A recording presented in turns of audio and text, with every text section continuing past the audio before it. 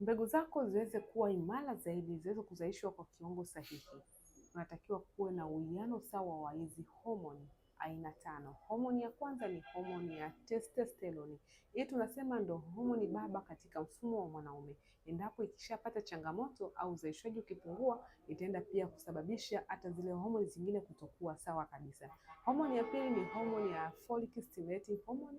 Homoni ya tatu ni homoni ya luteinizing hormone. Homoni ya nne ni homoni ya steroidal, na homoni ya mwisho inafahamika kama inhibin B. Hizi ni homoni 5 ambazo zinahusika asilimia kubwa sana kwenye kutengeneza mbegu za kiume za mwanaume.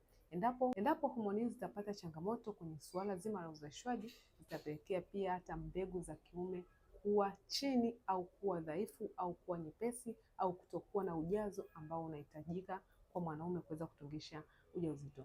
Afya ya mbegu za kiume kwa mwanaume ni bora zaidi ili kuhakikisha unapata mtoto kwenye ndoa yako. Afya yako ni uwekezaji wako. Kwa wewe ambaye upo kwenye ndoa miezi 6, mwaka na kuendelea, haujapata mtoto na umepima ukaambiwa kuwa una changamoto kwenye mbegu zako za kiume, chukua namba yangu nipigie niweze kukusaidia. So nimekutana na wanaume wa design kama yako na nimeweza kuwasaidia, na leo wanaitwa baba.